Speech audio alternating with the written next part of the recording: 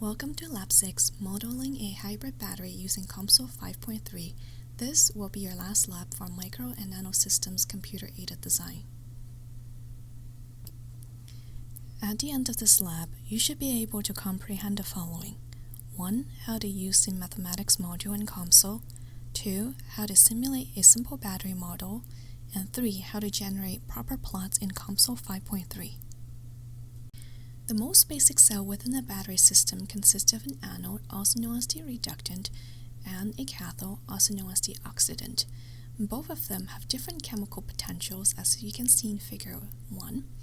They are connected by an ionically conductive electrolyte. So when a battery is connected to an external device, since electrons cannot be transferred through the electrolyte, they pass through an external circuit from more negative to more positive potential, and positive ions are transferred through the electrolyte. The chemistry of the system determines the cell's voltage and capacity. In this lab, we will model a simple half cell of zinc anode. We consider the zinc anode as a plate position at x equals to 0, and therefore the cathode area starts at x equals to L. Between 0 and L is a separator that contains the electrolyte. In this model, we will ignore the pH of the electrolyte along with any other reaction that occurs between zinc and water. For simplicity, we will also ignore the cathode area and just apply suitable boundary conditions at x equals to L. For this zinc-ion hybrid battery, we will be considering zinc sulfate as the electrolyte material and lithium as the cathode material. In the porous medium, as you can see in the middle here where the separator is located, equation 1 is the governing equation for the material balance of individual species, and that for simplicity we will assume that the dilute solution theory is valid and that the flux, which is equation 2, is dependent on diffusion and migration mechanism. Equation 3 represents the overall reaction at the surface of the anode. In fact, the configurations of ion at the surface are much more complex and produce a double layer structure.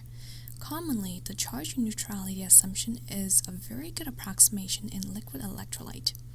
Therefore, for simplicity, we actually ignore this double layer structure effect and we just assume that anions are also absorbed to the surface to maintain the whole area neutral. Therefore, in equation 4, the liquid phase current density is assuming that the overall electrolyte charge neutrality holds. Since we're also interested to model a half-cell zinc electrode inside a hybrid battery, we assume that a salt of zinc and a salt of lithium are dissolved in the electrolyte, and that we also assume zinc ion would not react with the cathode material. Therefore, at the cathode side, as you can see here, we only consider lithium ion being removed or dissolved into the electrolyte. So equation 11 to 13 would become our boundary conditions on the lithium surface, for example at x equals to L. In the following section, we will discuss the mathematical model in terms of PDE and ODE that governs the systems that we described above. As you can see here, reaction 1 and 2 represents the electrochemical reaction at the surface of zinc given by the Butler-Romer equation. Equation 5 to 8 governs the boundary condition on the zinc surface.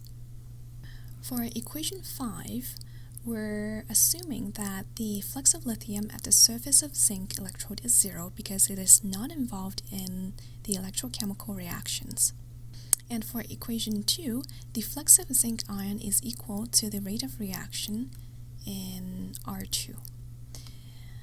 The third boundary condition here comes from charge neutrality assumption, meaning that the charge in the concentration of positive and negative ions on the surface should be equal. Equation 8 comes from the fact that each reaction transfers one electron on the interfacial of solid and liquid phase. Therefore, the current is proportional to the summation of the rate of reactions. These boundary conditions are Newman boundary conditions. Since the adsorbed zinc ion is produced when reaction 1 occurs in the forward direction and that they're consumed when reaction 2 also occurs in the forward, we have equation number 9. As it was mentioned before, we assume here that zinc ion will not react with the cathode material at x equals to L. Therefore, at the cathode side, only lithium ion can be removed or dissolved into the electrolyte. Therefore, we have the following boundary conditions. So, all of the PDEs must be solved with the boundary conditions shown from 5 to 13. We also assume that the applied current is a function of time. And the last equation here, FF represents the empty fraction of surface available for reaction, while FCN and FA are the empty fraction of surface available for reaction for both zinc and sulfate. Now that we have a better understanding of the mathematics behind our model here, before we jump start into COMSOL, I'm going to give you a high-level overview of what's going to be conducted and also the equations involved. And so at the very onset, we're going to just use a simple 1D model for our zinc half-cell battery in order to take advantage of this symmetry property here. And so in COMSOL, what you will see as an end product is just this very simple 1D model here where you start at x equals to 0 all the way up to x equals to L. For the purpose of this tutorial, a general form PDE would be a good model to model our flux equation 1 and 2 here for each of our species. So essentially, you're going to have to write 3 separate equations, one for each of your concentration specimen, for example your zinc, lithium, and sulfate in this case. And so if you pull up your COMSOL here, once you've added this general form PDE to your model, this is the actual backbone equation that you'll see, and U is your defined variable for each of your concentration, for example your lithium, zinc, sulfate, and your liquid to phase potential. And this delta here, upside down delta, is your partial derivative with respect to x. Now if we go back to our equations here, your EA term here is just your mass coefficient, your TA is your damping coefficient, R is your conservative flux, and F is your source term. So in this case, we don't have a source term, so our source term is actually 0. For all of our PDE in this model, they are first order partial time derivatives. So in this case, our EA value is 0. And our dA value is equal to E. Now, this is because if you look at equation 1 here, your flux is equal to E times your concentration with respect to time. And so these are the equations that you'll be using in the subsequent model. And for your last equation here, equation 4 assumes charge neutrality, and this comes from this equation here. And so this is just a summation of all of these equations above here. And you have to note that your EA term is also equal to 0, and you don't have a source term. Your dA is equal to 0 for this equation because your liquid phase potential is not an explicit function of time. So next we're going to implement the governing equations of the dynamics for each of the adsorbed species on the zinc surface. So that would be zinc, sulfate. We're also going to model our free portion of surface area as well as the potential at the applied surface. And a good model to use would be the ODE with the following general equation. So if you pull up COMSOL here, what you'll see when you actually add the ODE to your model, this is the actual equations that you'll see. Now note that all of our PDEs in this model are first order partial time derivatives, so if you look at this equation here, our EA term is actually 0. So the first equation that you're going to model is the FCN, and that comes from equation number 9. If you can see here in this equation, this is just a difference between your electrochemical reaction R1 and R2. Note that there is also a parameter in front of your FCN derivative, and that LCN parameter becomes your damping coefficient. Now for your FA equation, that comes from equation number 7, and if you look at this, you can rewrite this equation into the following term. If you move your right hand side to the left hand side, that becomes your FA equation. Now for your third equation here, for your FF, it's just a summation of, like, this comes from equation number 10, and that's just a summation of your free portion of surface area plus the portion of surface area consumed by zinc and sulfate correspondingly. And if you move everything to your left hand side, you have this equation here. For your last equation here, this comes from your equation number, and that is just a summation of your reactions minus your IAPP over F.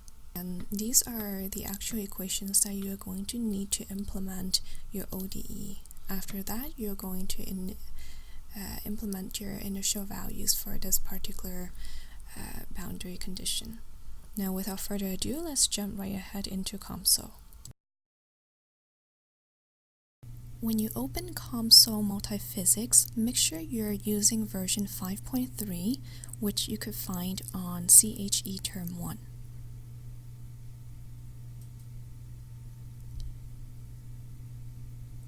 Once you have the software open, click Model Wizard, click 1D.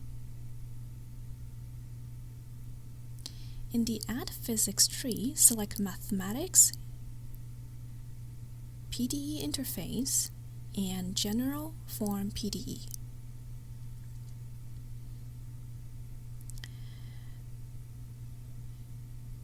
Add Physics to your model and click Study.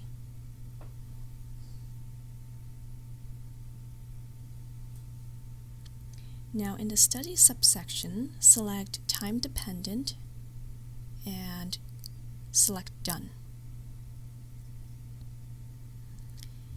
In this next step, you're going to have to define your global definitions,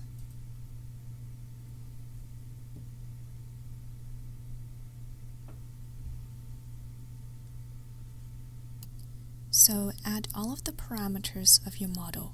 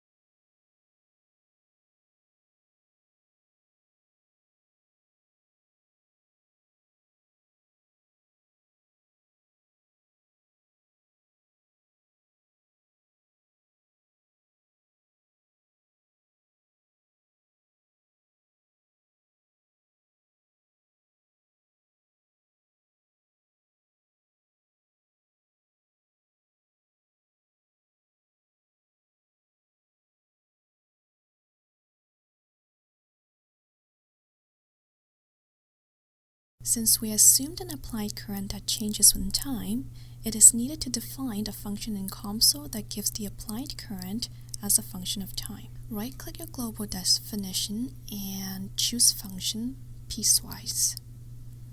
Go to the settings window for piecewise and locate the function name section and rename it to IAPP.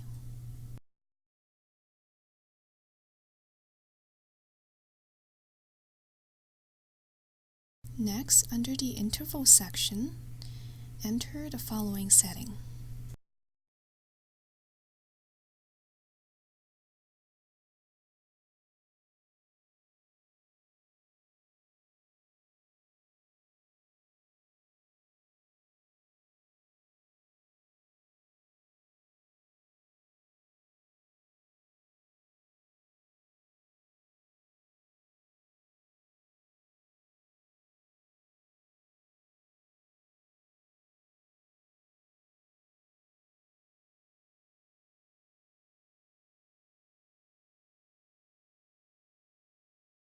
Next, locate the unit section, enter S for arguments,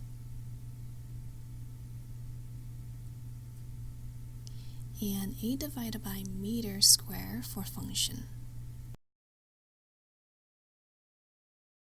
Locate the icon plot at the top of the settings window for piecewise and plot.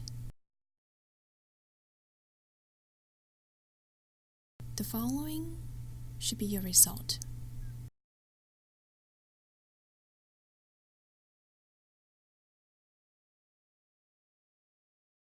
Next, you're going to have to define your geometry. So go to Model, Geometry 1. In your settings page, locate your unit section. Make sure that your length unit is listed as meter.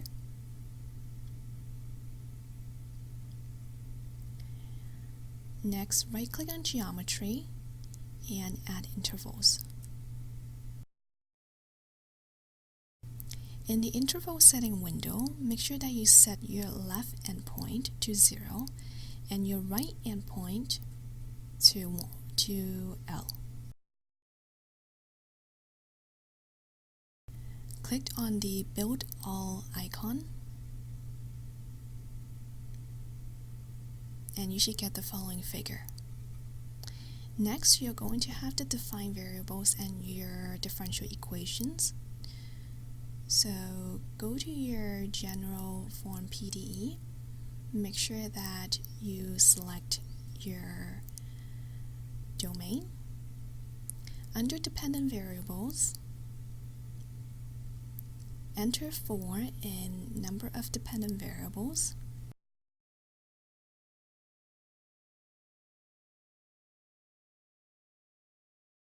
Rename your dependent variables to CLI, CZN, CA, and VL.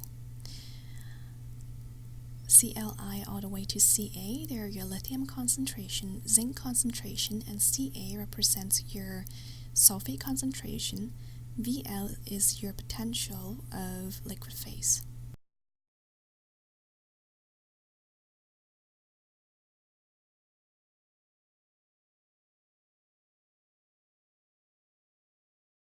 Go to your general form PDE and in the settings window, make sure that the interval is chosen as the domain selection. Next, you're going to have to implement your governing PDE equations. So in your conservative flux section, enter the following equations for attributed variables.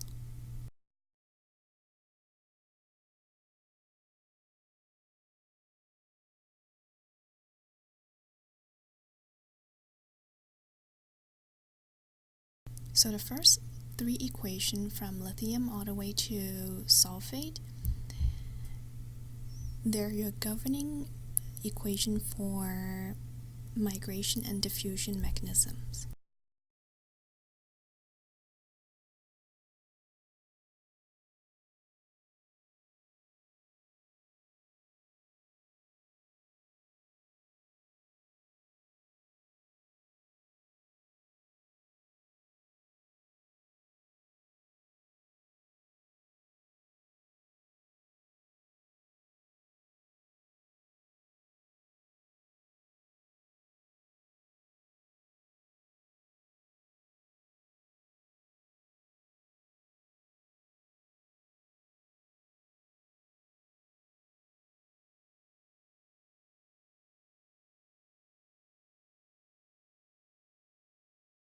Your VL comes from equation 4. That means we assume charge neutrality of electrolytes.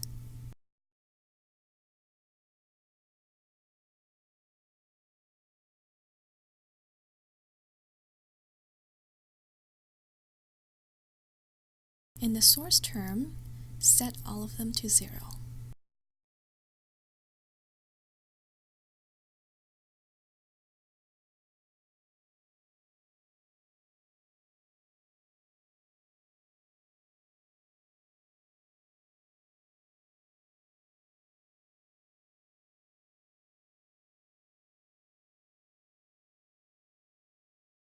In your damping or mass coefficient, make sure all non-diagonal elements are 0 and set all of your diagonals to E for lithium, zinc, and sulfate.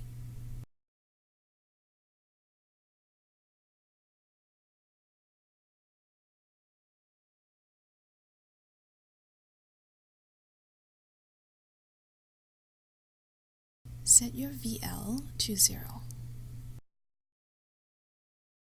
Make sure that all of your mass concentrations are 0. Next, we're going to implement the right-hand side boundary conditions. So go to your general form PDE, right-click, and add flux/source. In the graphics window, right-click on the right endpoint to add it to your boundary selection.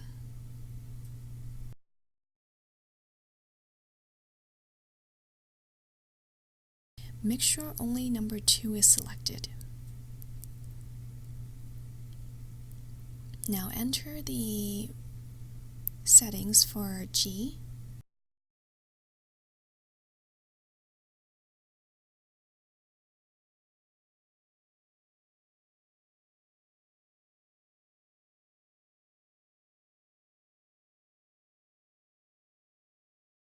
Note that COMSOL shows the G's term ordered based on the order you define the dependent variables, so in this case, you have to make sure that you enter the terms in the order respectively. Now we're going to implement the boundary conditions on the left-hand side.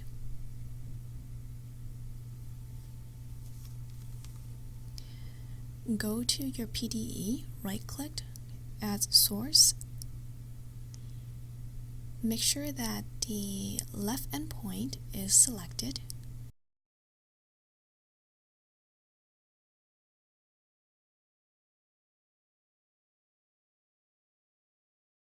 And enter the following equations.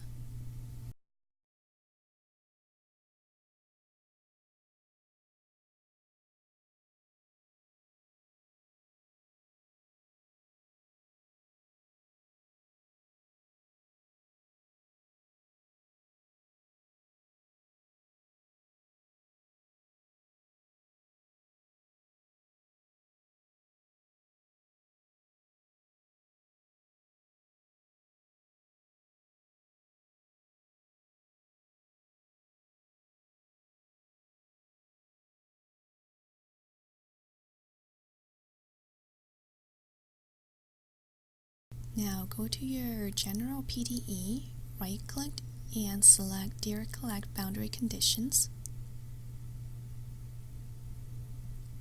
Deselect values for lithium, zinc, and sulfate, and set your value of VL to VA. Also make sure your left endpoint is added to the boundary selection section.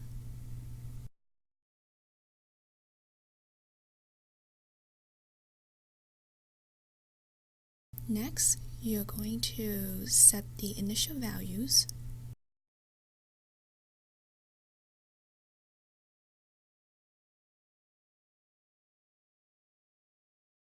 Enter the initial values as given in the parameter set that you made earlier in your global definitions,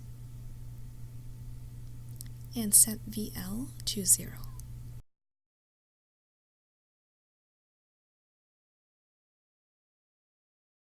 Next, you're going to implement your ODEs on a zinc surface. So right-click Model Builder, add Physics, go to Mathematics and add boundary ODE and DAE to your component.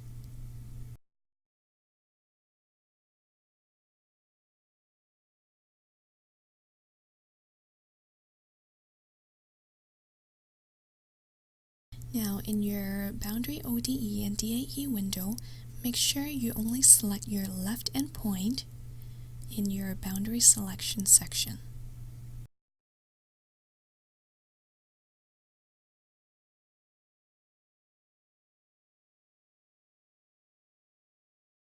Under your dependent variable, set the number of variables to 4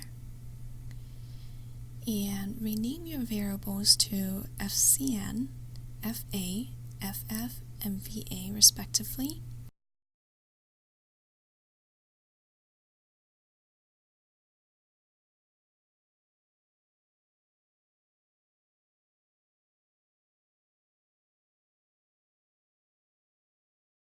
Note that FF is a free portion of surface area and FCN, FA are the available surface area for reaction for zinc and sulfate respectively.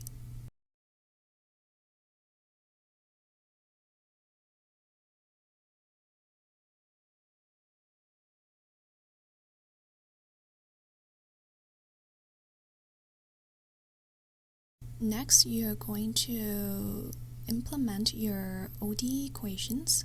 So in the source term, enter the following equations.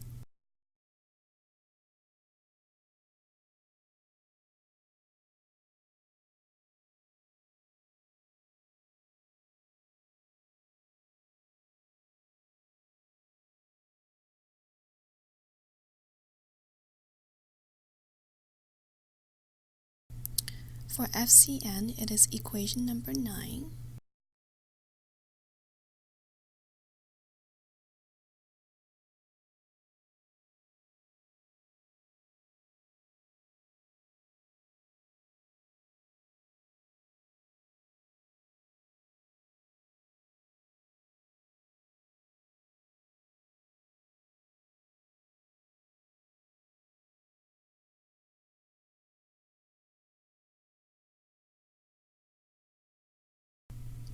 For your VA equation, that would be equation number 8.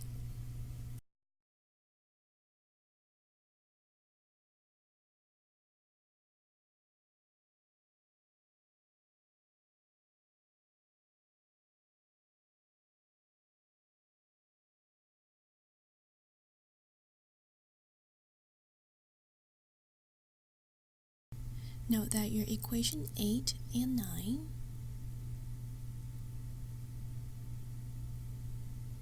they come from your R1 and R2, which are your electrochemical reaction at the zinc surface.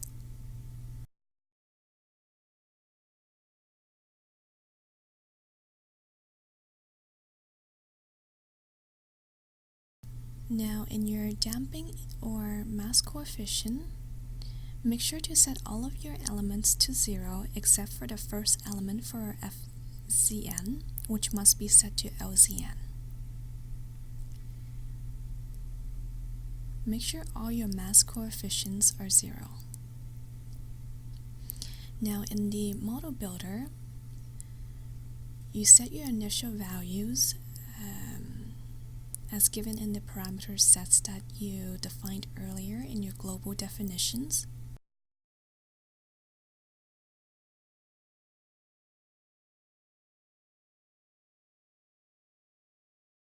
Make sure that your initial value for FF is set to 1 minus the F0Zn and minus F0A.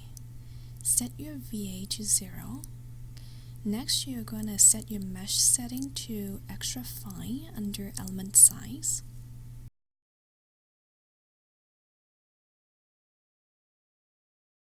Now you set your time steps to TS and TEnd.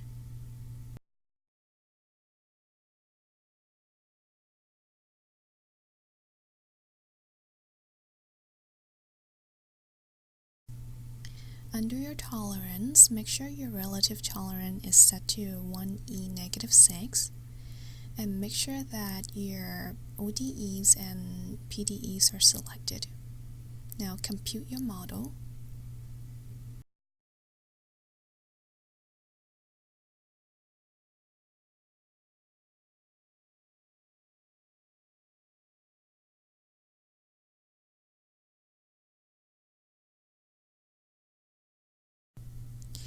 I know this graph looks hideous, but just select your time step to the last, and in your 1D plot group you will see your first plot as the lithium concentration portfolio.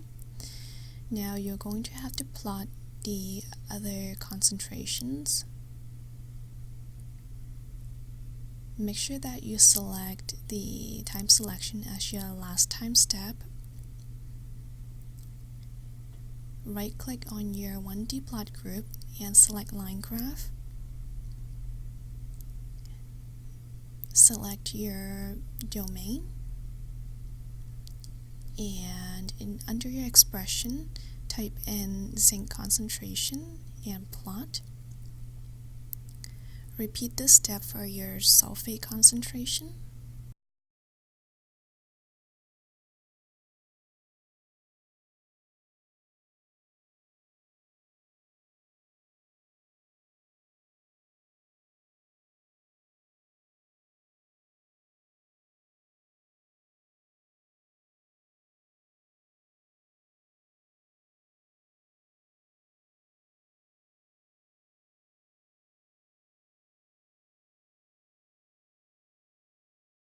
Next, you're going to plot your polarization VA versus time. So right-click 1D plot group and select point graph.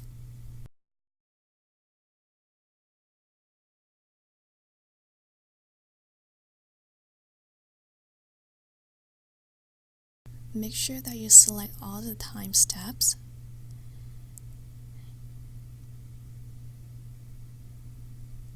And select the left endpoint.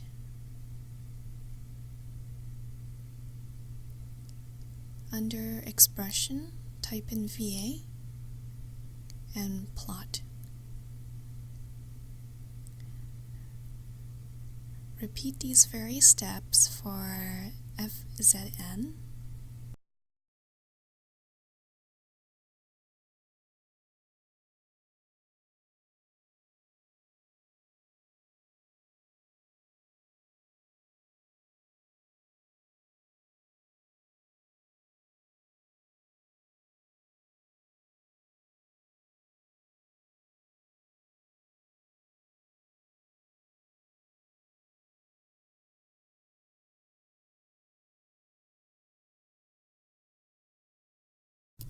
If we look at our lithium ion concentration, it increases with distance, so as you approach closer to your cathode side, it just continues to increase.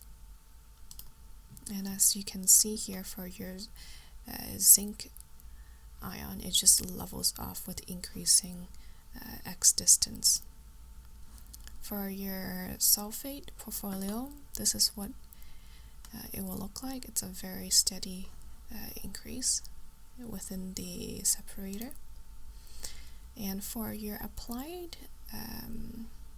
potential here, this follows very closely with the trends that you set for your applied current. So note that if we go back to slide 4, your applied current is time dependent. This is a piecewise function that you plotted earlier. So at 500 seconds, it's not dependent on time anymore. And this exhibits the same trending for your FCN. So at 500, your applied current is just constant, and this is the behavior that it's exhibiting. You have reached the end of the tutorial. This concludes the last lab for NE336 Micro and Nanosystems Computer-Aided Design. You may now begin to work on your exercises for the lab portion, and I wish you all luck for your final exams.